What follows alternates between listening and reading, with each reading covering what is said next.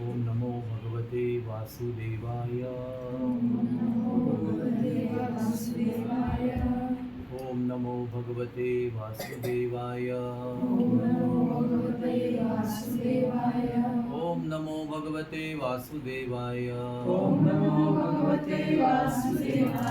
हरे कृष्णा कृष्णा कृष्णा कृष्णा हरे हरे, हरे राम राम राम हरे हरे।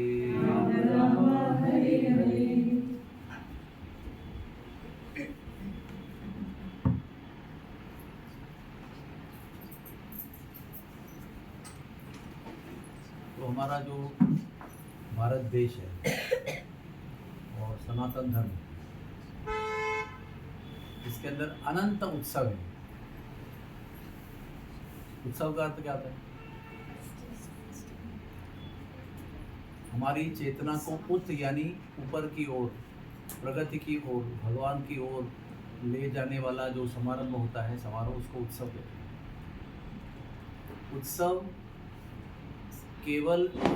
उत्सव उसको कहते हैं जिसमें केवल चेतना का विकास होता है। और कलयुग में सारे जो तथाकथित उत्सव हैं वो चेतना के ह्रास से निकाल डिस्ट्रक्शन के लिए। जैसे गणपति होता है तो रात को लोग ताश खेलते हैं गणपति के मंडप में, आपसे वर्गन लेते हैं। नवरात्रि में वही करते हैं, लोगों से कंट्रीब्यूशन इकट्ठा करते हैं और शराब पीते हैं, झगड़ा भी करते हैं, मारामारी भी करते हैं। कभी कभी उत्सव जब होता है तो वो पुरानी दुश्मनी निकालने का भी एक अवसर होता है। इसका कारण ये है कि लोगों को वो उत्सव क्यों कर रहे हैं उसका पता नहीं है।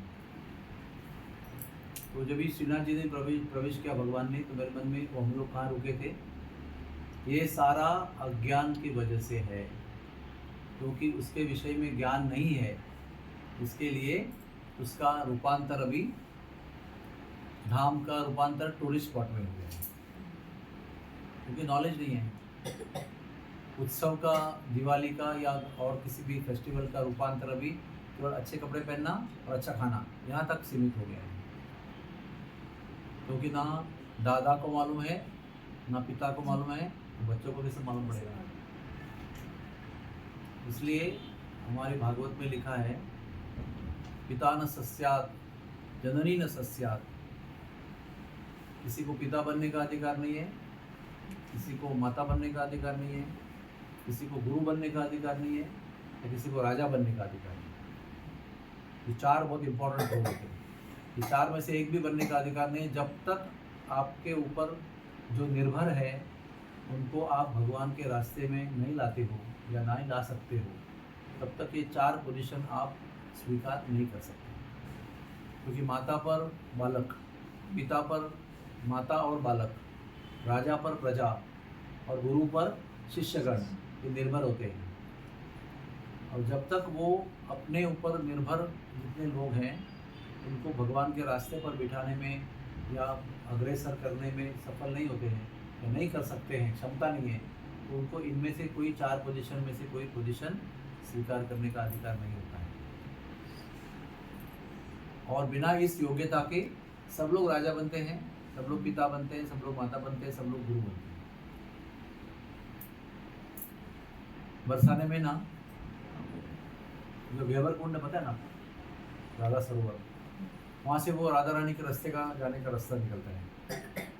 वो रास्ते में ऐसा स्टीप रास्ता है, उधर राइट साइड में पुष्टि मार्गी आश्रम है वल्लभाचार्य जी का।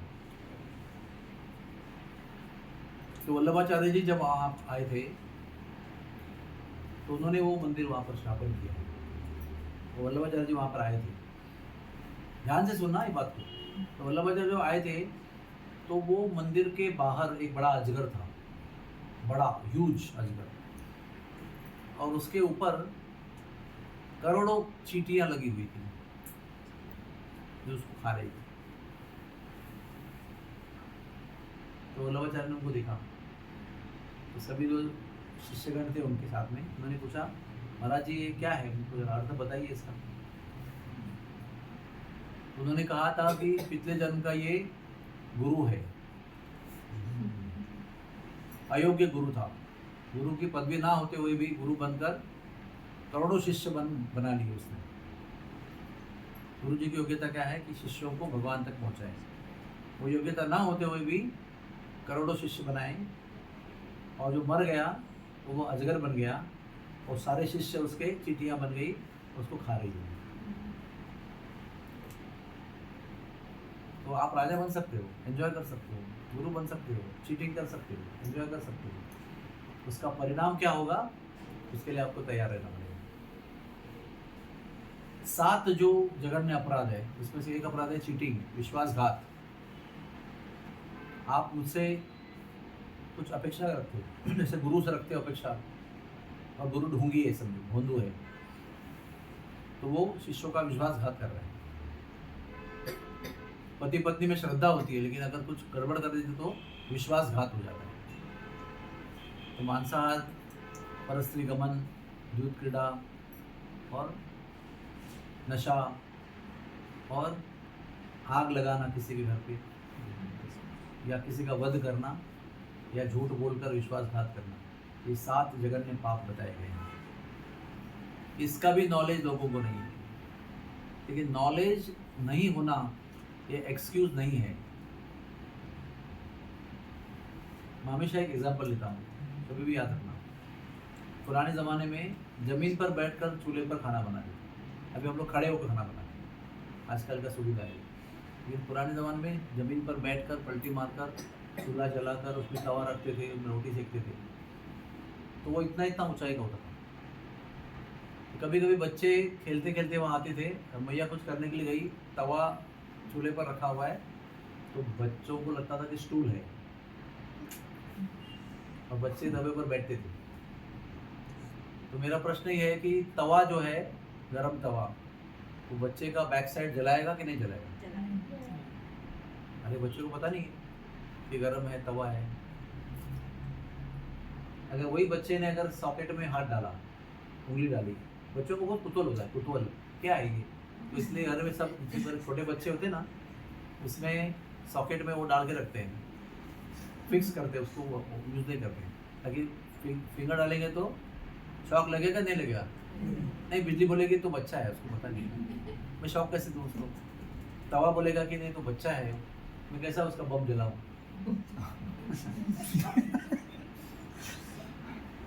तो मैं क्या बता रहा हूँ आपको, अज्ञान कोई एक्सक्यूज नहीं है। प्रकृति का नियम आपके अनजाने में लागू पड़ेगा, या अनजाने में और जानने में लागू पड़ेगा, दोनों में लागू है। यू कैन नॉट से कि I don't know, I did not know.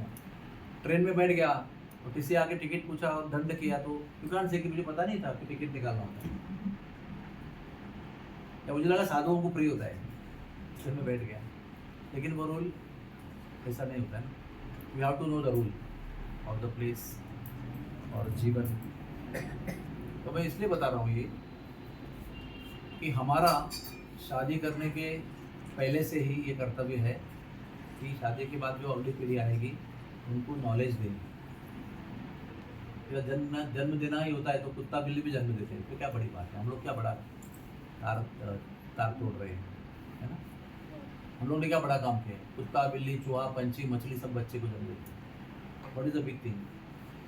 Big thing तब होती है जब हमारे तरफ से जन्म हुआ बालक जो है वो भगवान की ओर प्रगति करेगा, भगवान को जानेगा, भगवान को प्राप्त करेगा, भक्त बनेगा, शास्त्रों का अध्ययन करेगा, जीवन का उद्देश्य समझेगा, तो हमारा माता होना या पिता होना सार्थक हो गया। We can be a proud father and proud mother. नहीं तो द्विपद पशु, भागवत में लिखा है 2 पैरों के पशु हैं हम सब लोग।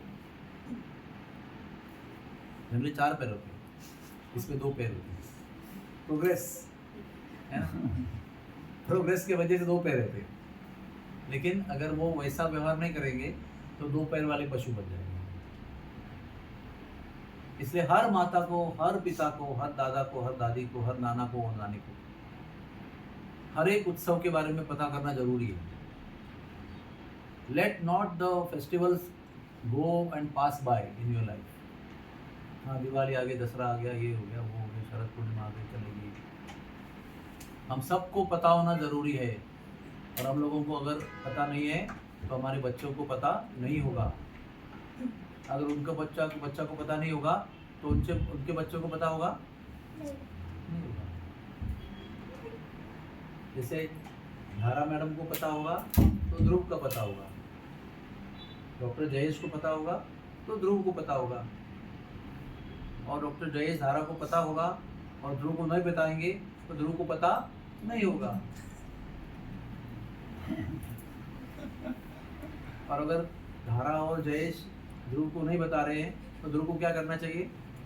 पूछना चाहिए, पापा ये दिवाली क्या होती है, मुझे बताओ। खाली पटाखे फोड़ने की होती है, या चकली खाने की होती है, या कपड़े पहनने की होती है, कि और भी कुछ उसके पीछे है? अगर कुछ पीछे कुछ है नहीं तो इसी दिन में क्यों करते हैं? साल भर क्यों नहीं फोड़ते पटाखे? कुछ सिग्निफिकेंस है ना उसका, इसी तिथि को करते हैं उसको। We all have to know this, otherwise we are not fit to be called as Sanatan Dharmis. Our birth in Sanatan Dharma is a waste if we don't know all these things. और भी एक प्रश्न मैं सबको करता हूँ हमेशा, मुझे कोई संकोच नहीं उसको 1001वें बार दोबारा करें। आपके धर्म की रक्षा कौन करेगा? आप करेंगे कि विधर्मी करेंगे? आपको ऐसे आशा है कि आपका धर्म की रक्षा यवन करेंगे और फिरंगी करेंगे, या और कोई धर्म के लोग करेंगे? वो अपने धर्म की रक्षा करेंगे, आपको अपने धर्म की रक्षा करेंगे। Don't expect your dharma to be maintained by others, not by your father and brother and sister also. You are responsible to maintain your religion. हाँ पिताजी करेंगे, हाँ माताजी करेंगे, नो भैया करेगा, नो। मेरे धर्म की रक्षा मुझे करनी है, मेरे धर्म की वृद्धि भी मुझे करनी है। मैं पूरी तरह से, ये मेरा उत्तरदायित्व है कि मुझे ही करना है, और वैसे ही हर एक आदमी को लगेगा तो ही हमारे धर्म की वृद्धि होगी। एक अच्छा आर्टिकल आया था, वो फेक था कि सही था, आई डोंट नो, बट उसमें बहुत सब्सटेंस था कि एक विधर्मी व्यक्ति जो है वो उसमें बड़ा आर्टिकल लिखा, उसमें लिखा कि किसने तुम्हारे औरतों को कहा कि बिंदी मत लगाओ? किसने आपके औरतों को कहा कि मंगलसूत्र मत पहनो? किसने आपके औरतों को कहा कि साड़ी मत पहनो, जीन्स पैंट पहनो? किसने आपके प्रभुजों को कहा, पुरुषों को कहा कि धोती मत पहनो, जीन्स पैंट पहनो, टी शर्ट पहनो? किसी ने नहीं कहा। टीवी देखा, विदेश गए, या टीवी पर जो देखा उससे प्रभावित होकर, या फिल्म स्टार जो पहन रहे उसको देखकर हमने अपनी संस्कृति को चेंज कर दिया। किसने आपको कहा कि मंदिर जाते समय पैंट पहन के जाओ, धोती पहन के मत जाओ? बाकी सारे ओकेजन में कार्ड में लिखा रहता है dress code, formal, traditional, casual, जो भी कुछ है वो बराबर देख के फॉलो करते हैं, नहीं तो खरीद के भी लेके आते हैं।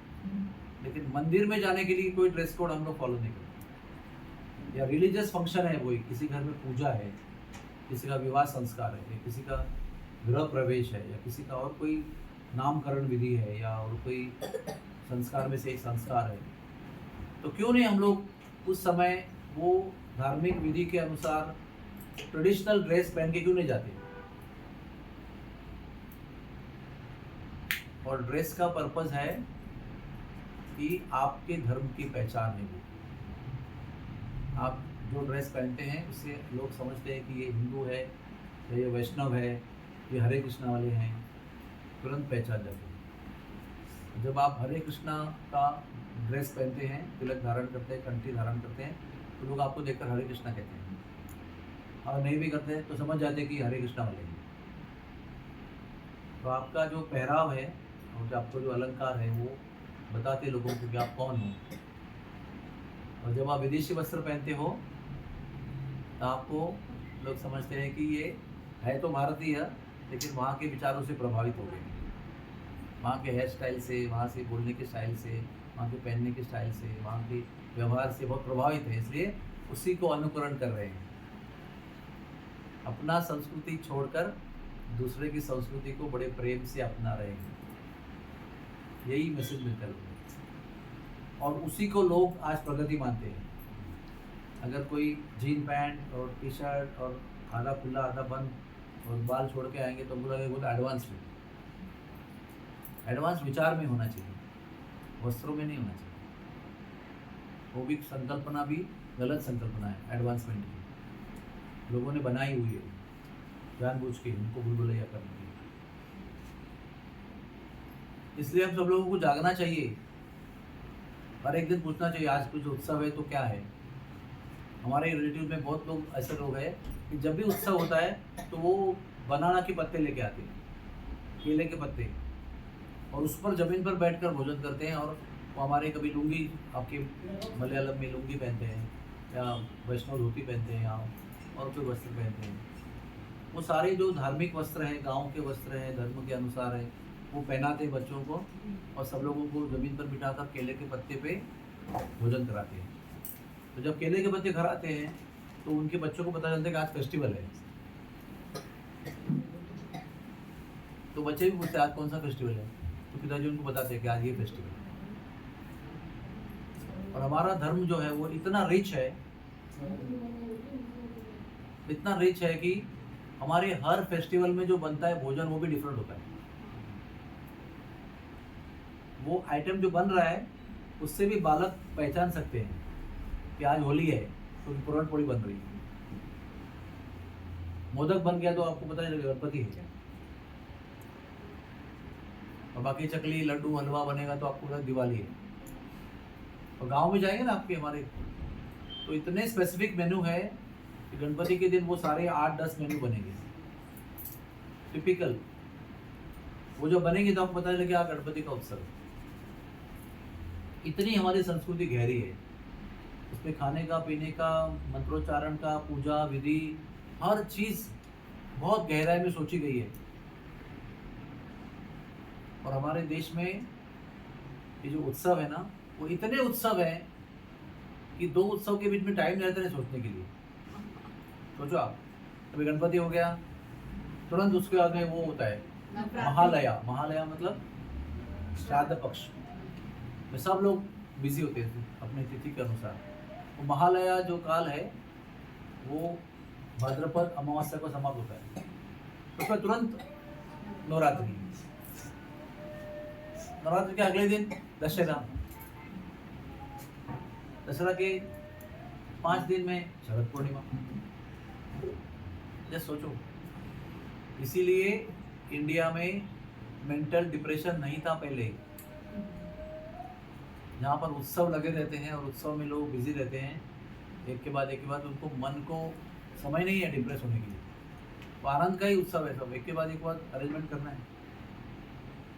तो भारत जो है वो उत्सव प्रिय देश है, land of festivals. And if you take part in the festivals enthusiastically, you will never get depression, because we have lost that. Depression has come in, loneliness has come in because of loss of interest in festivals or misuse of festivals to drink and eat. That's all the festival means. आज पीना है, बैठ आज दिवाली है, मांस मच्छी खाना है और पीना है, बस छुट्टी है।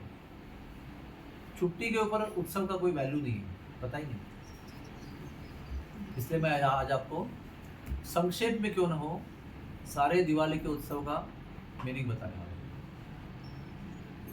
वसुबारस यानी गोवत्स द्वादशी कहते हैं। समुद्र मंथन में उस दिन कामधेनु का जन्म हुआ था, इसलिए उस दिन गोवत्स दोनों की पूजा की जाती है।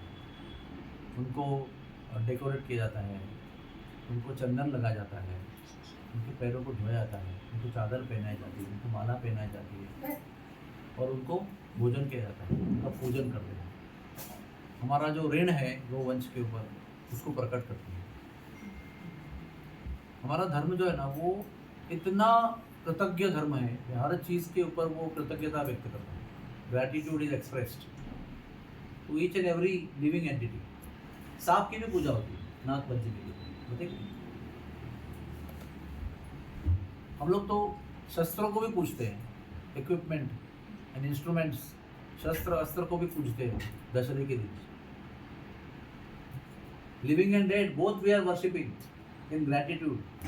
We worship nature, god also we worship, but along with God we worship so many things to express gratitude. एक व्यक्ति है आरएसएस का, वो बिल्डिंग में रहता था, इन चॉल सिस्टम में, उसका लास्ट घर था। तो उसके जो आगे वाले घर थे वो लोग पंप लगा के सब पानी खींच लेते थे, तो उसके घर में पानी नहीं आता था। बेचारा बड़ा परेशान हो गया। तो उसने ना एक दिन क्या किया, केवल जल को और जल देवताओं को पूजना शुरू किया, प्रार्थना करना शुरू किया कि हे देवता। जल देवता कौन है? वरुण देव। उनको प्रार्थना करना शुरू किया कि ये जल देवता अभी आप ही तय करो कि मुझे जल देना है कि नहीं देना। उसके 7 दिन के बाद में उसके घर पे पानी आने लगा। तो उसको इतना अच्छा लगा कि जब मैंने जल देवता के प्रति प्रार्थना की तो मुझे पानी मिलने लगा।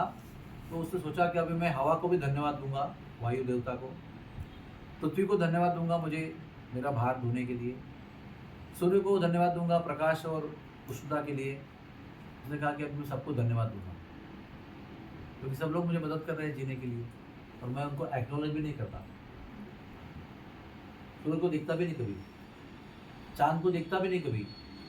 आपको पता है क्या कि आपके घर में जो सब्जियां आती हैं, जो हर्ब्स आते हैं, जो भी आपको लगता है, मिर्ची आती है, अदरक आता है, जो भी आता है, वो सबका स्वाद चंद्रमा के किरणों से आता है। अगर चंद्रमा रात को चांदनी चंद्रमा प्रकाश नहीं देंगे तो आपके खेत में जितने भी अनाज है उनको सुगंध प्राप्त नहीं होगा। जो जो होता है ना, अभी कॉलीफ्लावर अगर पका रहे हैं तो पता चलता है कॉलीफ्लावर पक रहा है, खाना चाहिए अगर वो ऑर्गेनिक होगा तो। हमारे वृंदावन में जब हम लाते हैं ना सब्जी ऑर्गेनिक, तो घर में जो पकता है उससे पता चलता है कि क्या आज बनने वाला है, बन रहा है। All that natural fragrance come by moon, health comes by sun. रोग निवारण सूर्य के कारण होता है। वायुदेव आपको प्राणवायु देते हैं। पंच प्राण जो आपके शरीर में घूमते हैं वो वायुदेव का कृपा है। और रोग देंगे तो आप सब कड़क हो जाएंगे। वो वायु जोड़ में भी होता है, हाथों में भी होता है, ब्रेन में भी होता है, फेफड़े में खाली नहीं होता है। तो ये कृतज्ञता बहुत ज़रूरी है। तो पहला जो उत्सव है वसु बारस, यानी गोवंश द्वादशी, गोवत्स द्वादशी। उसका कारण है कि कामधेनु का जन्म हुआ था, उसके लिए हम, क्योंकि उसका अन्न जो है, उसका जो गोबर है, तो गोमूत्र है, उससे हमारा पूरा जीवन रहता है। फिर धन त्रयोदशी, उस दिन धन्वंतरी भगवान समुद्र मंथन से अपीयर हो गए, हाथ में अमृत कलश लेकर, एक हाथ में लीच, एक हाथ में अमृत कलश। धन्वंतरी भगवान हमारे आरोग्य के देवता हैं। हाँ, दवाई यानी वैद्य, यानी डॉक्टर। वो परम डॉक्टर है, सुप्रीम डॉक्टर। और वो हमारे आरोग्य के लिए वो अमृत दवा लेके आते हैं। उसके बाद में फिर आयुर्वेद के भी वो प्रोपोनेंट हैं, प्रोपोगेशन करने वाले हैं। तो आज अभी 10 बजे भक्तिवेदांत हॉस्पिटल में हर साल के ट्रेडिशन के अनुसार धन्वंतरी का भव्य पूजन हुआ, जो हर साल करते हैं। डिपार्टमेंट ऑफ आयुर्वेद में धन्वंतरी का फुल साइज 4 फुट की मूर्ति जो है वो स्थापित की गई है। और रोज उनका स्टाफ लोग पूजा करते हैं, टर्न बाय टर्न, अपने घर से, अपने खर्चे से। साल में एक बार उनका भव्य उत्सव मनाते हैं। उसके बाद में क्या है, चतुर्दशी, नरक चतुर्दशी। उस दिन भगवान ने नरकासुर का वध किया था। नरकासुर कौन था? पृथ्वी और वरादेव का पुत्र था। जब पृथ्वी को हिरण्याक्ष ने लात मारकर गर्भ उदक सागर में फेंक दिया था, उस समय भगवान ने वराह अवतार, सूकर अवतार लिया और अपने सिंहों पर पृथ्वी को धारण करके कक्षा में बिठाया। फिर जब वो जल के तल से, समुद्र के तल से पृथ्वी को उठाकर ले जा रहे थे, तो वो जो संपर्क हुआ पृथ्वी का और भगवान विष्णु का, उस संपर्क से पुत्र की प्राप्ति हुई, पुत्र का जन्म हुआ। उसका नाम क्या है? नरकासुर। वो जन्म से असुर नहीं था, उसका नाम था भौम, क्योंकि वो भूमि का पुत्र था। लेकिन भूमि का पुत्र जो भौम था उसने बाणासुर से संग किया, कुसंगति किया, इसलिए वो भौमासुर बना। वही है नरकासुर, सेम नाम है उसका। भौमासुर नरकासुर एक ही व्यक्ति। तो उसने कुछ 16,100 अनमैरिड राजकन्याओं को किसी राजाओं से छीन कर अपने कैद में रखा था कि उन सबको बलि देकर वो कुछ भयंकर शक्ति प्राप्त करने का प्लान था उसका। उसको कहते हैं तंत्र विद्या, यानी जो भी कुछ ब्लैक मैजिक टाइप, इनका बलि देकर, अविवाहित कन्याओं का बलि देकर कुछ शक्तियाँ प्राप्त करने का उसका प्लान था। इसलिए उसने 16,100 रानियों को अपने कैद में रखा था और भगवान ने उसका जाकर वध कर दिया। बहुत लंबी कहानी है, छोटी बता रहा हूँ। फिर वो सबको भगवान ने विवाह किया, 16,100, और 8 पहले से थे, इसलिए 16,108 हो गए। तो नरक चतुर्दशी के दिन भगवान ने नरकासुर का वध किया। भगवान क्या बताते हैं? मेरा पुत्र भी होगा, अगर राक्षस बनेगा तो मारूंगा उसको, और राक्षस अगर मेरा भक्त बनेगा तो मैं रक्षा करूंगा उसकी। एग्जाम्पल है ना। भगवान कहते कि मुझे ये बेटा बाप बेटा का फर्क नहीं पड़ता, मेरा भक्त है वो मेरे सब कुछ है। पुत्र भी होगा, राक्षस बनेगा तो हरि बोल। तो क्या करते हैं? कारिट नाम का एक फल होता है, कारिट, उसको नरक चतुर्दशी के दिन सुबह ही 5 बजे घर के बाहर पैर से कुचलना होता है, नरकासुर के प्रतिनिधि के रूप में, सिंबॉलिकली। हम लोगों ने सब बचपन में किया हुआ है। रंगोली के ऊपर उसको रखकर उसको पैर से कुचलते थे और फिर खुशियाँ मनाते थे कि राक्षस मर गया, अभी हमारे जीवन अच्छा हो गया। तो हर एक कथा है और उसका एक एक्टिविटी है जो हम लोग करते हैं। जैसे गोवत्स द्वादशी है तो गौ का पूजन करते हैं प्रैक्टिकल लेवल पे। धनत्रयोदशी है, धन्वंतरी महाराज भगवान का जन्मदिन है तो उनका पूजन करते हैं, दवाइयों का पूजन भी करते हैं। और नरका चतुर्दशी को कारिट पैर से कुचलते हैं। फिर अमावस्या आती है, अमावस्या है दीपावली, इसको दीपावली कहते हैं, अश्विन अमावस्या। वैसे अमावस्या बहुत अशुभ होती है, लेकिन अश्विन अमावस्या जो है बहुत पवित्र होती है, क्योंकि उस दिन प्रभु रामचंद्र वनवास से लौट कर आए थे, अयोध्या में लौट के आए थे वनवास में। और वनवास से लौट के आने के बाद में जब आ रहे थे तो ये दिन था अमावस्या का। तो सारे अयोध्या वासियों ने जो दुखी थे इतने दिन से, उन्होंने दीपक जलाकर रोशनाई की, रोशनी उत्पन्न की। रोशनी ये आनंद और ज्ञान का प्रतीक है, अंधेरा ये अज्ञान का प्रतीक है, तमोगुण का प्रतीक है, रोशनी सत्वगुण का प्रतीक है। तो वो पॉजिटिविटी उन्होंने दीपक जलाकर सभी घरों में, देखो कहते हैं मराठी में दीपों के आरास, अनास यानी लाइन्स लगाई, ऐसे ग्रुप्स में, लाइन में, सब जगह पर दीपों के आरास की और प्रभु का स्वागत किया। उस दिन से दिवाली लोग मनाने लगे प्रभु के आगमन की तरफ। तो अभी नहीं, लाखों साल पहले से दीपावली मनाई जा रही है। और दीपावली के विषय पर अभी 3 घंटा बोल सकते हैं, लेकिन मुझे सब कुछ बताना है आपको। तो ये दीप प्रज्वलन करना जो है वो अज्ञानतिमिरान्धस्य ज्ञानांजनशलाकया चक्षुरुन्मीलितं येन तस्मै श्रीगुरुवे नमः। ये दीपक और प्रकाश, इसका जो संगति है वो ज्ञान के साथ की गई है, अज्ञान का तुलना अंधकार से की गई है। इसी दिन माता यशोदा ने कृष्ण को उखल से बांधा, वो भी एक बहुत महत्वपूर्ण उत्सव है। इस पूरे 30 दिन का महत्वपूर्ण उत्सव एक्चुअली ये है, सेंट्रल फेस्टिवल भगवान का उखल बंधन, उलूखल बंधन कहते हैं उसको। वो बहुत सुंदर कथा है, मैं भी रोज सुन रहा हूँ उसको, कितने दिन से सुन रहा हूँ। क्यों सुन रहा पता है आपको?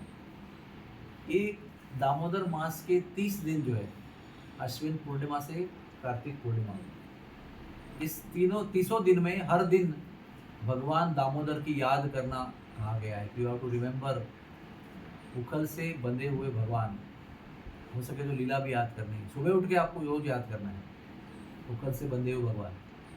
तो कहते हैं राधा रानी आप पर बहुत कृपा करेगी अगर आप इस लीला को हर दिन याद करोगे। आप करोगे? अभी भी समय नहीं गया है, बहुत समय है, अभी 15 डेज बाकी है। 7 तारीख को शरद पूर्णिमा थी और अभी कौन सा दिन है आज? आज 18 है, तो 12 दिन हो गए। अभी 18 दिन आप रोज सुबह उठकर स्मरण कर सकते हैं। उसके बाद क्या आता है दिन? बलि प्रतिपदा, जिसको हम लोग पाड़वा कहते हैं, मराठी में कहते हैं, गुजराती में कहते हैं पड़वा। उस दिन क्या हुआ था? उस दिन सनातन धर्म का नया साल शुरू होता है, जैसे नव वर्ष मनाते हैं, हैप्पी न्यू ईयर। उस दिन अकाउंटेंट लोग जो है अपना डायरी क्लोज करते हैं और नया डायरी का अकाउंट खोलते हैं। उस दिन लक्ष्मी पूजन भी होता है। इतने सारे एक चीज में भरे हुए हैं। और बलि प्रतिपदा को पता का मतलब क्या है कि बलि महाराज को जब महाबली को भगवान ने चरण सर पे रखे हुए नरक में भेजा था, और नरक में यानी सुतल लोक में राज्य दिया था, उसकी भी बहुत लंबी कहानी है। लेकिन उस दिन जब भी पृथ्वी के राजा के रूप में थे वो, तो उनको कैंसिल करके वो लीला में उन्होंने सुतल लोक में भेजा और वहाँ का राजा बनाया। लेकिन उनको भगवान ने एक वरदान दिया कि इस दिन कार्तिक शुद्ध प्रतिपदा के दिन आप एक दिन पृथ्वी पर आकर अपनी प्रजा को देख सकते हो। तो उस दिन सब लोग दीपक जलाकर दिखाते हैं, सब लोग खुश हैं, दे आर वेरी हैप्पी। तो महाबली को आनंद मिलता है। उस दिन महाबली पूरे पृथ्वी पर संचार करते हैं और सबको देखते हैं कि मेरी प्रजा सुखी तो है ना, और फिर चले जाते हैं सुतल लोक में। बलि प्रतिपदा। उसी दिन गोवर्धन पूजा भी होती है, उसी दिन गोवर्धन पूजा होती है। अभी वो भी एक लंबी कहानी है श्रीमद् भागवत में। इस दिन गोवर्धन का पूजन करते हैं, अन्नकूट पूजन, पहाड़ों के रूप में भोजन बनाकर गिरिराज गोवर्धन को अर्पण करते हैं, प्रदक्षिणा करते हैं, भोग लगाते हैं, कीर्तन करते हैं, नाचते हैं, इस कथा को दोहराते हैं। गोवर्धन की पूजा। अगले दिन क्या आता है? भैया दूज, यम द्वितीया, भाऊबीज। इसका इंपॉर्टेंस क्या है?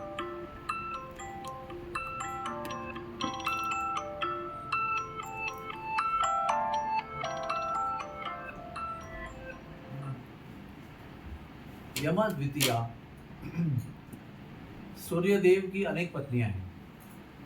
एक उषा है, एक संध्या है, एक संज्ञा है, और सूर्यदेव को बहुत सारे पुत्र हैं। लेकिन एक पत्नी के द्वारा उनको यमराज की प्राप्ति हुई, क्योंकि जो यमराज की माता है यानी संध्या देवी, वो डरी हुई थी कि मेरे जो होने वाले हस्बैंड है वो बहुत तेज वाले हैं।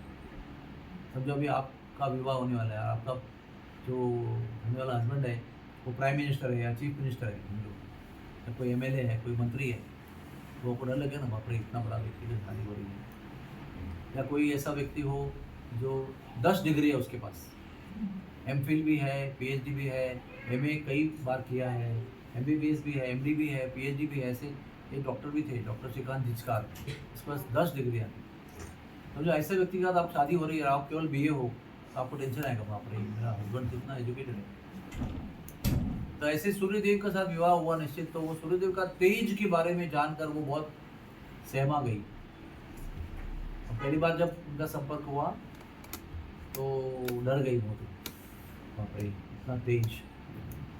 तो सूर्यदेव ने कहा आप डर गई ना, आपको जो पुत्र होगा अभी इसके वजह से, उससे पूरी दुनिया डरेगी। उसको बड़ा दुख हुआ, ऐसा नहीं करना चाहिए था मुझे।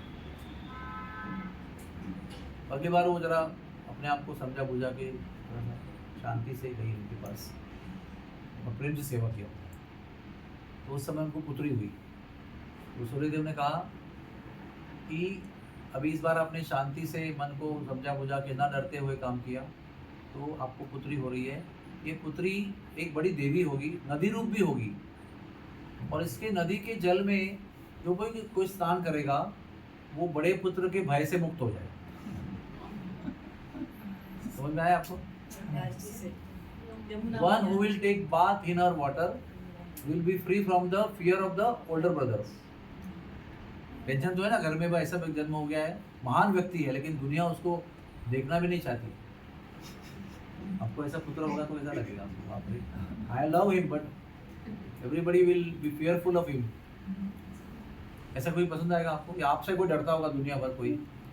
Nobody wants to see your face because they are fearful of you. You can't be happy ना. You may be powerful but unless what is demon will be very happy. Everybody is fearful of me. मैं भवे उठाता हूँ और दुनिया डरती है मुझसे, बात अलग है। अच्छे आदमी को लगेगा ना ऐसा अच्छा। तो यमराज अभी अपनी ड्यूटी पर चले गए और यमुना पृथ्वी पर बह रही है। यमराज यमलोक में बैठकर अपना काम कर रहे हैं, सबको दंड देने का।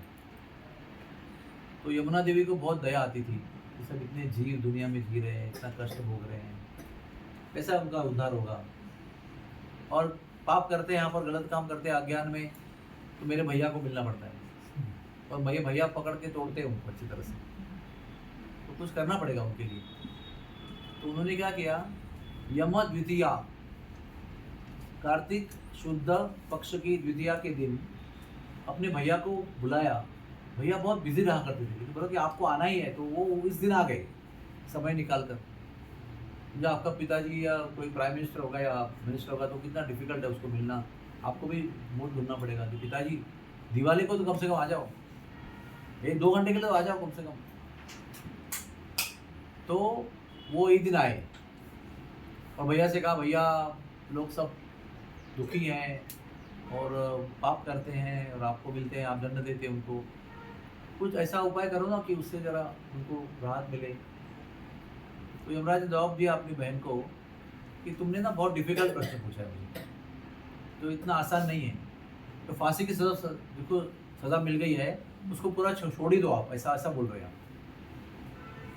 बहुत डिफिकल्ट आपने रिक्वेस्ट किया है, लेकिन आपने एक करुणा भरे हृदय से रिक्वेस्ट किया है, खुद के लिए नहीं किया है, जनता के लिए किया है। तो मैं आपको एक बात बताता हूँ कि आज के दिन यानी भैया दूज के दिन, यम द्वितीया के दिन, जो व्यक्ति अपने बहन का यानी पुरुष अपनी बहन का हाथ पकड़कर, या जो स्त्री है तो अपने भाई का हाथ पकड़कर, हाथ ऐसे हाथ दोनों पकड़कर, जो आपके जल में डुबकी लगाएगा 3 बार या 1 बार या 5 बार या 10 बार, और बहन के ही हाथ का भोजन करेगा, वो मेरे पास नहीं आएगा, वो सीधे गोलोक चला जाएगा। इतना बड़ा डिस्काउंट दे दिया है। इसलिए हमारे जो नेबर है ना, डॉक्टर मेमाने, उनका पूरा भाई बहनों का परिवार जो है इस भैया दूज को मथुरा में एकत्र होने वाला है। और विश्राम घाट पे सारे भैया बहन का कॉम्बिनेशन जो है, जोड़ियाँ, वो डुबकी लगाने वाले। तो मुझे आके बताया आप लोग, हम लोग वो सारे को करने वाले हैं। मैंने कहा बहन के हाथ का भी खाना पड़ेगा। बोले हम लोग सब लोग घर के बाहर है, बोले कुछ घर से बना के लेके आओ, चूड़ा चाल लड्डू चकली कुछ ले आओ, और वो तो कम से कम भैया को खिलाओ। और हमारे संस्कृति में, हमारे धर्म में इतनी अच्छी विधियाँ हैं। जब मैं आपको बताया ये कहानी है, उसका एक एक्टिविटी है ना। कहानी ये है कि यमराज ने बोला था, एक्टिविटी क्या है, आपको यमराज में जाके स्नान करना है और भैया बहन के हाथ का भोजन करना है। उसके साथ साथ में औक्षण भी करती है बहन अपने भाई को। औक्षण का मतलब क्या है, आरती होती है भगवान की, औक्षण होता है हमारा, यानी तो एक बताना मैं भूल गया, बलि प्रतिपदा के दिन पत्नी पति का औक्षण करती है, यानी डॉक्टर धारा डॉक्टर जयेश को औक्षण करेगी, और भैया दूज के दिन बहन भैया को करेंगी। रक्षाबंधन के दिन बहन भैया के पास जाती है संरक्षण मांगने के लिए और धागा बांधती है, कच्चा धागा रक्षा के लिए। और भैया दूज के दिन भैया बहन के घर में जाता है और बहन उसको भोजन खिलाती है अपने घर पे। शादीशुदा हो तो उसके ससुराल जाते हैं, या अगर कुंवारी है तो घर पे ही होता है। कितना सुंदर रिवाज है, वो भी बंद हो गया आजकल। बहन से पटती नहीं, मैंने तुमको करूँगी, मैं रक्षा नहीं बांधूंगी, ऐसा सब चलता है। लेकिन वो अहंकार के कारण इतनी बड़ी संस्कृति को गवा रहे हैं, इतनी बड़े कल्चर को, हिस्ट्री को नेगेट कर रहे हैं। तो ये दीपावली का एक कहते हैं कन्ग्लोमरेट, एक क्लस्टर ऑफ फेस्टिवल्स है। एक ही साथ में इतनी सारी चीज़ें हो रही है, एक एक दिन में इतनी इतनी हो रही है। और पूरा महीने का बताऊंगा कार्तिक का तो शायद शाम तक प्रसाद मिलेगा। शुरुआती होती है शरद पूर्णिमा से। भगवान ने मुरली बजाकर गोपियों के साथ रास नृत्य किया। फिर अष्टमी के दिन राधा कुंड का निर्माण हुआ। अगले अष्टमी के दिन गोपाष्टमी, और कार्तिक पूर्णिमा के दिन पता है क्या हुआ? यशोदा माता उस दिन प्रेग्नेंट हुई थी कृष्ण के लिए। वो विशेष कथा है इसका। रास तो रचाया भगवान ने कार्तिक में दोबारा, लेकिन कार्तिक पूर्णिमा के दिन कृष्ण के जन्म होने के पहले के साल में यशोदा देवी गर्भवती हुई थी। एक बड़े लीला है उसकी, कैसे गर्भवती हुई। और अभी लास्ट आपको बताता हूँ एक रहस्य की बात, जो आपने कभी सोचा नहीं होगा। गोवर्धन पूजा कभी हुई बताया मैंने आपको?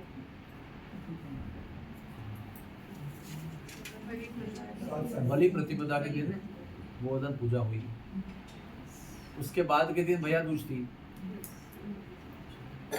ओके, तो उसके बाद के दिन उपनंद महाराज जो थे, नंद महाराज के बड़े भाई, उन्होंने अपने घर कृष्ण बलराम को ले गए वो भैया दूज का उत्सव मनाने के लिए। तो उपनंद बाबा के घर पे उस दिन भैया दूज का फेस्टिवल था। तो कृष्ण बलराम को सारी बहनें जो थी, हर एक नंद को, यानी उपनंद, अभिनंद, हर एक को एक एक कन्या भी थी। नंद महाराज को भी एक बहन थी, ऐसा नहीं कि उनको बहन नहीं थी। 5 भाई और एक बहन थी, नंदिनी। उसको एक ड्रीम आया था कि डिलीवरी हो गया है भाभी का। बाकी सब सो रहे थे ना, उसको ड्रीम आया कि यशोदा देवी ने बालक को जन्म दे दिया। तो झट से उठी और भाग के बोली, सब लोग सो रहे, सबको उठाया, देखा कि बालक का जन्म हो गया है। वो नंदिनी थी। ऐसे सबको एक एक पुत्री थी। तो उन सारी पुत्रियों ने इस दिन कृष्ण बलराम का औक्षण किया, यानी आरती उतारी कह सकते हैं हम। उसके अगले दिन कौन सा दिन था? तृतीया, प्रतिपदा, द्वितीया। तृतीया के दिन इंद्र ने वर्षा करना शुरू किया। अभी गिनो कितने दिन वर्षा किया? 7। अभी गिनो गिनो। तृतीया, चतुर्थी, पंचमी, षष्ठी, सप्तमी, अष्टमी, नवमी।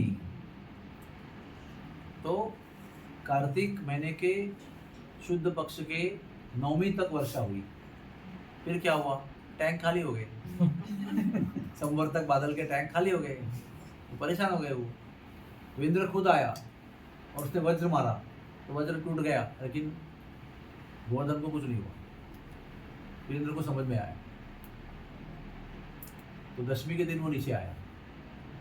समझ में आया गड़बड़ कर दिया मैंने। तो उस दिन सुरभि का सहारा लिया, शरणागति आश्रय लिया और आकर भगवान से क्षमा मांगी। और क्या एकादशी के दिन इंद्र ने भगवान का अभिषेक किया, इसलिए एकादशी के दिन गोविंद कुंड का निर्माण हुआ। तो Govind Kund appearance day is Kartik Ekadashi. Note down this sequence. और कार्तिक एकादशी को क्या होता है?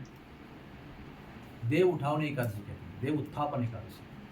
जो देव सब सो जाते हैं ना, देव शयनी एकादशी, आषाढ़ी एकादशी, 4 महीने के लिए सोते हैं, तो वो कार्तिक एकादशी को जग जाते हैं। उस दिन भीष्म पंचक आरंभ होता है। उस दिन तुलसी विवाह का भी आरंभ होता है। आप 5 दिन में कभी भी तुलसी विवाह कर सकते हैं। कितना हो गया फेस्टिवल? सोचने को टाइम है कुछ बीच में? है ही नहीं कुछ टाइम। और मुझे भी कहते कहते भूल गया बाद में।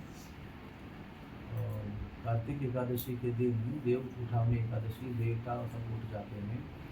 कार्तिक पूर्णिमा के दिन सुतल लोक में जब भगवान ने वरदान दिया महाबली को, क्या वरदान दिया? कि मैं आके डोर कीपर बनूंगा। बोला था ना? कौन से दिन बोला था वो? बोले थे वामन द्वादशी के दिन ना, जिस दिन वामन का जन्म हुआ उसी दिन वो 8 साल के हुए, उसी दिन उनका यज्ञोपवीत हुआ, उसी दिन सेम डे ही वेंट टू भरूच भृगुकच्छ, यहाँ यज्ञ चल रहा था बलि का। उसी दिन बलि को जब लीलापुरा एक ही दिन में हुआ, इसलिए उनको सिद्धा अवतार कहते हैं, क्योंकि नो बालपन, नो चाइल्डहुड। उस दिन जन्म हुआ, 8 साल के उसी दिन हो गए। उस दिन में यज्ञोपवीत हुआ उनका, सारे देवता आके उनको वरदान दिया और वो सीधे निकले, उधर गए, उधर पूरा लीला किया, उनको नीचे भेज दिया। और क्या वरदान दिया? मैं तुम्हारे सुतरलोक में आके गेट के ऊपर बनूंगा। वो सोच के नहीं आए थे कि बोलूंगा, लेकिन वो इतना भावना में आ गए भगवान की, आउट ऑफ प्लान भगवान ने उनको ये वरदान भी दिया एक्स्ट्रा। तो लक्ष्मी देवी क्या सोच रही थी कि ये बलि महाराज का थोड़ा सा गर्व हरण करने के लिए गए हैं। जैसे आप जाते हैं ना एग्जाम देने के लिए, एग्जामिनर बन के जाते हैं ना आप लोग, कभी कभी एमडी एग्जाम के लिए जाते हैं ना, तो कितना दिन में लौट के आते हैं? फ्लाइट लेते हैं, नेक्स्ट डे 2 दिन में लौट के आते हैं। तो आएंगे लौट के, छोटा सा काम था, लेकिन ये आए ही नहीं। तो लक्ष्मी देवी परेशान हो गई, तो पता किया, तो बोले उन्होंने तो आउट ऑफ प्लान जाके उनको बोला कि मैं डोर के ऊपर बनूंगा। तो अभी वो किधर है? तो सुदर्शन लोक में डोर के ऊपर बन के बैठे हुए। तो लक्ष्मी देवी किस दिन पता है आपको? वामन द्वादशी के बाद में। वामन द्वादशी कभी आती है? भाद्रपद महीने की द्वादशी को आती है।